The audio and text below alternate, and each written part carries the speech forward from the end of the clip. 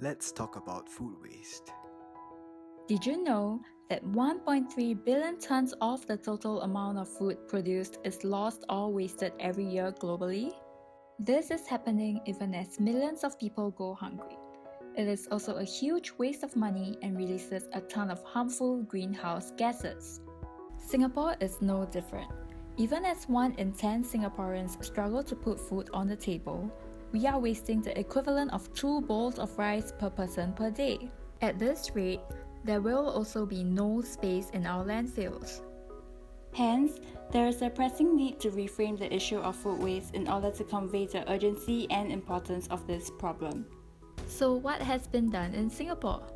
We have seen campaigns for households, even some for children, by both government agencies like the National Environment Agency and other ground-up initiatives, but it doesn't seem like there's any for youths. This group dines out a lot away from home. Shouldn't we do something about it? We certainly thought so. We started off by thinking about where youths spend most of their time and how we could reach them. What we found was that they spend a lot of time on social media. Almost half of millennials in Asia Pacific were found to use social media on their phones. Be it Facebook, Instagram, or messaging apps like WhatsApp and Telegram, you name it, Singapore youths are spending hours on them. We decided that Telegram might be a good place to start. It's up and coming, chock full of features, and some say it's even better than WhatsApp. A cool feature we found on Telegram is chatbots. Think of them as robots behind the screen that can chat and interact with you, remind you, or even send you news or videos upon request. This sounds like a nifty tool to use. Perhaps this could help us in having youths reduce their food waste? After all, social media is also gaining popularity as a tool to talk about pressing societal and environmental issues like food waste. We also observed that most campaigns in Singapore were full of facts and figures, things which appealed to people's rationale and thinking, also known as cognitive states. Surely that can't be the only way. We should try something else. And so, try we did.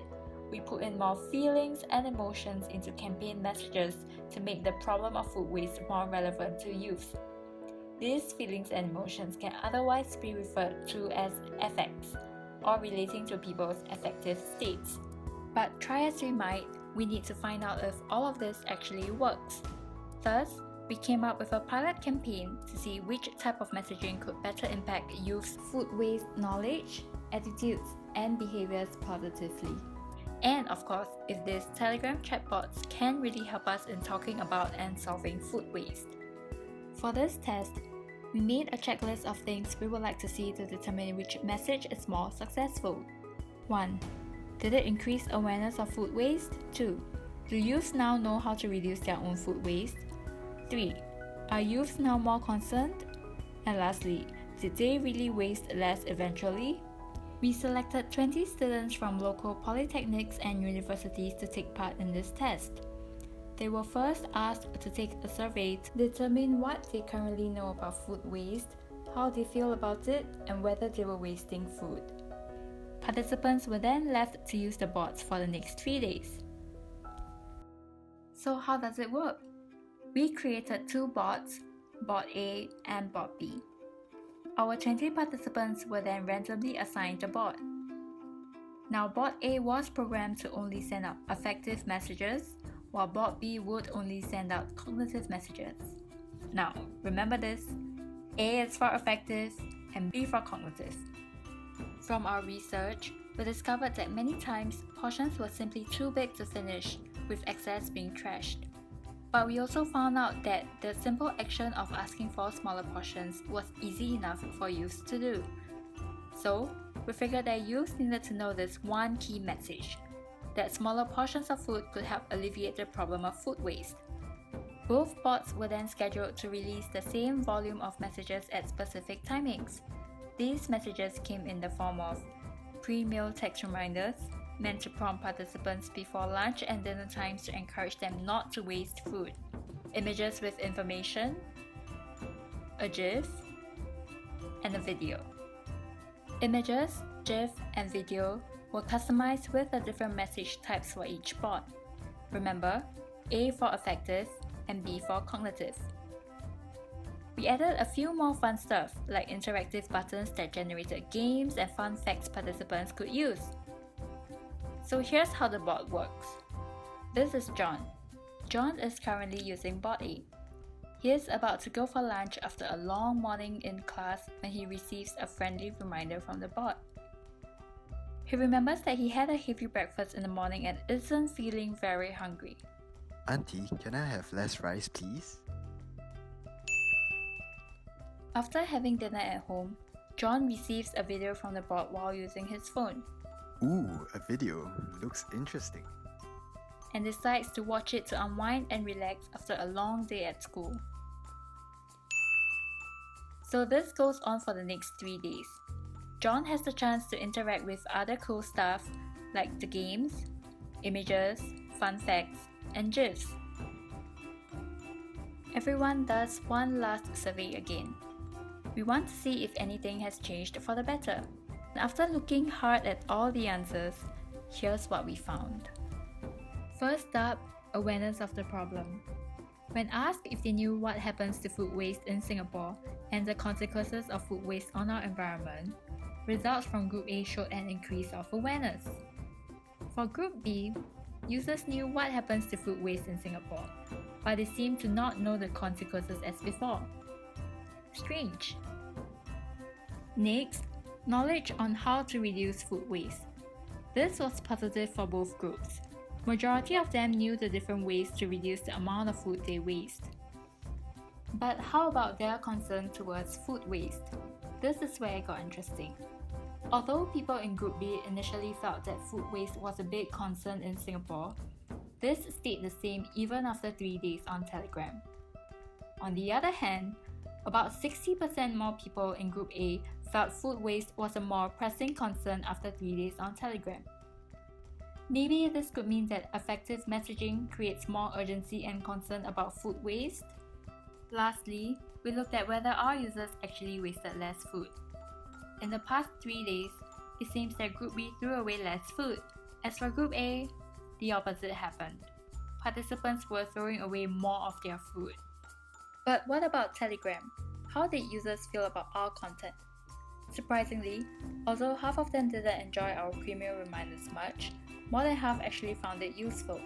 This suggests that maybe the level of enjoyment of a message or content does not affect its utility. It also seems that the premium reminders were pretty memorable. Almost half stated that it was the one thing they recalled. We wanted to find out even more to know how our chatbots fared, and so we asked our users for some feedback. What were the good things and were there any bad experiences? With all these findings, we then looked at possible implications for the public relations and advertising industry. What are some things to keep in mind to really solve this problem of food waste? Number 1. Cognitive dissonance. There seemed to be conflict between the knowledge users had about food waste and their actual behavior. While users shared that they knew the impacts of food waste, it wasn't translating into any action to reduce food waste. Knowing this, perhaps we have to bring the topic closer to home and to increase its relevance to youth in future campaigns. Number 2. One size doesn't fit all. Another interesting finding was that effective and cognitive messaging actually produced different effects on the different attitudes of participants. While effective messaging was great in amplifying the severity of the food waste problem, we should not ignore cognitive messaging for future campaigns too, as it seems to work better in positively changing not just attitudes, but also food waste behaviors. As for our Telegram chatbots, we've learned a few important things. Number 3. You don't have to like it to use it. If you just want people to use your product, they don't really have to like it that much. If it's useful for their increasingly busy lives and hopefully not too disruptive, they are pretty likely to make it work for themselves. Even if users might find such chatbot features annoying, there's still value in using them as prompts. Like in the case of our premium reminders, users did not fancy it too much, but hey, it still proved to be pretty handy. But maybe, customizable reminders can be developed to better fit the needs of users. Number 4. Not everyone hugs trees. As our chatbot was meant as a communication platform to encourage and promote environmentally friendly behaviors, It could be useful to think of how to make this platform interesting and relevant, especially for people who might not think much about the environment. For environmental advertising in particular, it is even more so that we find a common ground on which the importance of environmental problems can be conveyed to every single person. Because these don't just affect tree huggers but everyone on this planet, because each one of us actually can play a part to solve these problems. In conclusion, the pilot campaign was conceived because of the gap in current efforts where youths were not the target of any food waste reduction campaigns. We found that effective messaging could work together with cognitive messaging to better impact youth's knowledge, attitudes, and behaviors towards food waste. And with more time and effort, Telegram chatbots have potential to be a great channel to help reach out to youth. Together, let's all play a part in reducing food waste.